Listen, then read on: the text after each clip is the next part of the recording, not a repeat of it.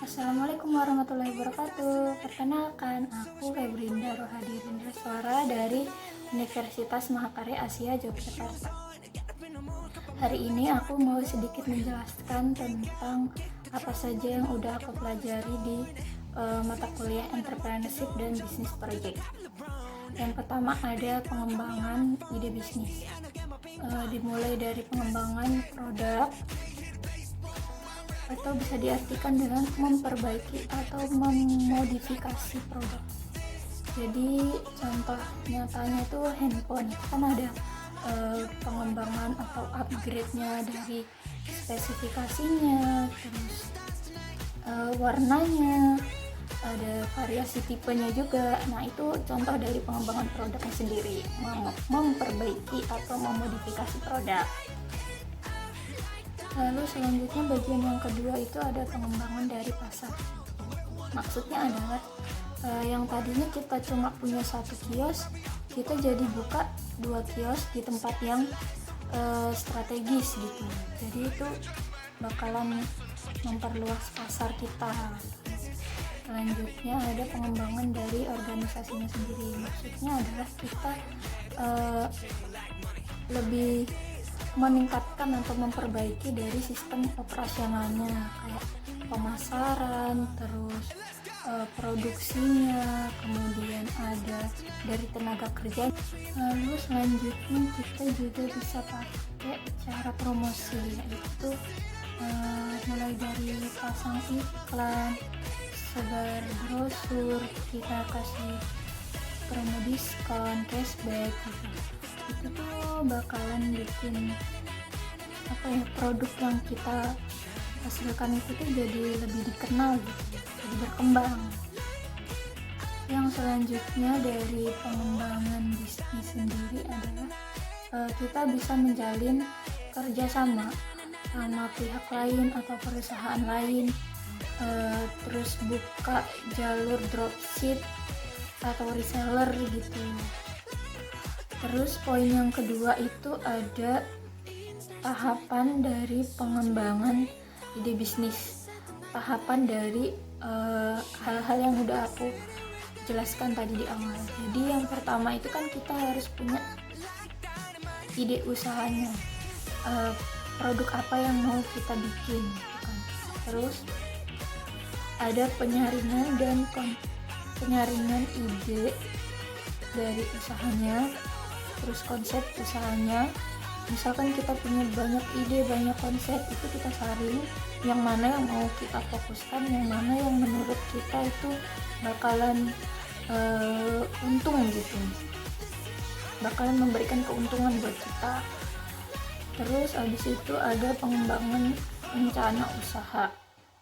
Maksudnya pengembangan rencana usaha ini, ide dan konsep yang udah disaring tadi itu kita susun nih rencananya, operasionalnya, mulai dari produksinya nanti gimana, pemasarannya nanti gimana gitu kan. Terus habis itu ada implementasi rencana usaha. Maksudnya adalah sebelum operasionalnya tadi itu kita kan juga harus mikirin modalnya, terus material dari produknya, bahan-bahan dari produknya itu kan, terus juga kita harus cari tenaga kerja kan buat bikin produknya ini. Yang selanjutnya ada pengendalian usaha. Maksudnya pengendalian usaha di sini tuh kita kan udah bikin segala macamnya, idenya, konsepnya, terus rencana usahanya udah, modalnya udah, materialnya udah. Nah, terus kita atur itu, kita kendalikan supaya kita tahu nih hal-hal apa aja sih yang udah kita capai. Terus perkembangan usaha kita, produk kita ini tuh udah sampai mana. Nah, itu maksud dari pengendalian usaha. Poin yang ketiga ada analisis peluang pasar, yaitu sebuah upaya meneliti berdasarkan dari pendapat-pendapat yang diajukan, yang diusulkan, yaitu mengenai apa saja perubahan yang terjadi di dalam pasar marketing. Jadi kita meneliti dalam target pemasaran kita, apakah itu nanti memberikan keuntungan buat kita atau justru malah memberikan kerugian buat kita. Jadi kita harus perlu menganalisis dulu. Poin yang selanjutnya, poin yang keempat, ada perencanaan prototipe bisnis. Perencanaan prototipe bisnis ini bisa dimulai dari pengumpulan kebutuhan dari produk yang akan diciptakan. Produknya mau dibuat dari bahan apa, terus dibuat dengan alat apa, nah itu kita kumpulkan. Lalu langkah yang selanjutnya ada proses desain produk.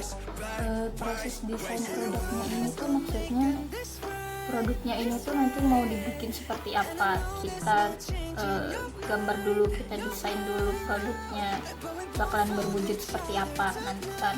Terus yang selanjutnya ada membangun prototipe, atau bisa diartikan dari spesifikasi produknya itu, nanti punya fitur apa, nanti gunanya untuk apa, nanti kita buat harus buat.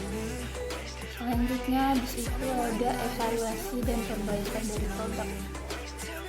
Maksudnya adalah fitur-fitur yang tadi itu yang diciptakan tadi itu ada yang mau ditambahin kah, atau ada yang mau dikurangin kah, dihilangkan. Nah itu dari fungsi dari evaluasi atau perbaikannya. Terus yang terakhir ada pembuatan atau perancangan produk yang sebenarnya. Maksudnya adalah setelah dievaluasi, jadi kita tahu kan mana yang harus dihilangkan fiturnya, mana yang harus ditambahkan fiturnya.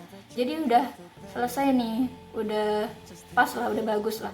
Habis itu kita buat bentuk nyatanya yang produk ini nanti. Poin yang kelima ada pembentukan CV, PT, FA, dan koperasi. Yang pertama ada CV. CV itu persekutuan komanditer kan. Nah, tahapan pembentukannya itu ada pembuatan akta pendirian CV bersama dengan notaris, harus dengan notaris, dan itu kalau di Indonesia ya berarti harus berbahasa Indonesia kan. Terus ada langkah yang kedua, pembuatan surat keterangan domisili. Ini dibuatnya di kelurahan atau di desa setempat ya, tempat kalian mau mendirikan CV ini nanti. Terus ada mendaftar nomor pokok wajib pajak NPWP, itu di kantor pelayanan pajak di domisili yang kalian mau bikin CV-nya ini. Terus ada membuat surat izin usaha perdagangan.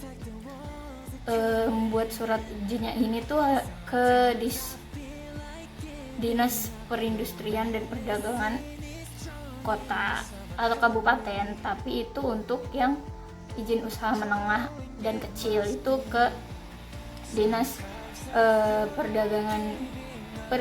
Dinas Industri dan Perdagangan kota atau kabupaten. Nah, kalau untuk yang skala besar, usaha skala besar itu bisa ke Dinas Perindustrian dan Perdagangan yang ada di provinsi. Terus langkah yang terakhir membuat tanda daftar perusahaan ini ke Dinas Perindustrian dan Perdagangan kota atau kabupaten setempat dari domisili dari CV-nya. Yang selanjutnya ada tahapan pembentukan dari PT. Yang pertama itu persiapan. Maksudnya persiapan adalah dua pendiri dari PT ini, baik WNI ataupun WNA, warga negara Indonesia ataupun asing, dan juga badan hukum, bisa dari dalam negeri ataupun luar negeri. Ini nantinya dua pendiri ini tuh harus setuju dan menyepakati tentang nama dari PT-nya, kemudian alamat kantor dari PT-nya, dan juga kegiatan usaha dari PT-nya ini nantinya. Kemudian ada pengajuan berkas data diri dari pendirinya ini, terus surat-surat yang diperlukan juga. Nah, itu dibawa ke notaris. Kemudian Kemudian langkah yang selanjutnya ada pengajuan nama PT-nya tadi yang harus disepakati oleh dua pendiri. Kemudian ada pembuatan akta pendirian, lalu ada pembuatan surat keterangan domisili, kemudian mendaftar nomor pokok wajib pajaknya juga harus. Nah, yang selanjutnya ini adalah input data ke kementerian, lalu ada pengesahan. Nah, nanti ini bakalan terbit SK Kemenkumham kan. Habis itu ada pengumuman berita negara, dan yang terakhir itu mendaftar di OSS atau Online Single Submission. Kalau pengen lebih lanjutnya bisa ke Google ya. Terus yang selanjutnya ada FA atau firma kan. Langkah-langkah atau tahapan pembentukan dari FA-nya ini sendiri ada yang pertama pembuatan akta pendirian bersama dengan notaris, sama ya kayak di atas juga, kayak CV sama PT itu sama. Terus pembuatan surat keterangan domisili perusahaan, nah itu juga di kelurahan atau desa setempat. Kemudian daftar NPWP, terus permohonan surat pengukuhan pengusaha kena pajak. Kemudian ada pendaftaran ke pengadilan negeri. Selanjutnya ada permohonan izin mendirikan bangunan kan, melalui Dinas Perindustrian dan Perdagangan. Kemudian ada permohonan izin mendirikan bangunan sama di Dinas Perindustrian dan Perdagangan. Terus permohonan surat izin tempat usaha, permohonan surat izin gangguan, permohonan surat izin usaha perdagangan, itu juga melalui Dinas Perindustrian dan Perdagangan. Dan yang terakhir ada permohonan tanda daftar perusahaan. Yang selanjutnya ada tahap pembentukan dari koperasi. Yang pertama ada penyuluhan persiapan dan rapat pembentukan yang dihadiri minimal oleh 20 orang. Habis rapat pembentukan ada pembuatan akta dan pendirian bersama dengan notaris, sama yang di atas tadi. Terus ada pengajuan permohonan pengesahan akta pendirian koperasi melalui P2T atau pelayanan perizinan terpadu. Yang selanjutnya ada penelitian data administrasi oleh pejabat yang berwenang. Data administrasi yang dimaksud ini tuh ada mulai dari persyaratan pendirian koperasinya, terus pengecekan materi anggaran dasarnya juga. Nah, yang selanjutnya habis penelitian data administrasi ada penelitian lapangan oleh pejabat yang berwenang. Maksudnya adalah penelitian mengenai sistem operasional koperasinya, kayak kepengurusan anggotanya, terus kemudian usaha koperasinya. Terus yang terakhir ada penyerahan akta pendirian koperasi oleh badan hukum. Poin yang terakhir atau poin yang keenam ada branding bisnis. Branding adalah sesuatu kesan yang dihasilkan oleh produk dari produsen terhadap konsumen. Kemudian merek yaitu sebuah nama atau identitas dari produk. Maksudnya adalah merek itu nama dari produknya. Nah, branding itu sesuatu yang membuat kita teringat sama merek ini. Misalkan ayam geprek nih kan, nama mereknya itu nama kan, identitas dari produknya itu. Jadi misalkan ayam geprek Febrinda gitu kan. Nah, brandingnya itu adalah apa yang membedakan ayam geprek Febrinda ini sama ayam geprek lainnya. Misalkan ayam geprek Febrinda ini mempunyai cita rasa yang khas gitu kan, atau bisa juga bumbunya beda sama ayam geprek lain, nah gitu, sambelnya beda sama ayam geprek lain, nah itu branding. Terus nah itu branding kan. Kalau mereknya itu namanya, judul dari produknya. Terus yang selanjutnya, brand yang bagus adalah ketika konsumen lebih cenderung melihat dan memilih merek yang membekas, alias membuat kesan terhadap konsumen, dan konsumen tidak akan membandingkan harga dari produk brand tersebut. Misalkan ayam geprekku tadi,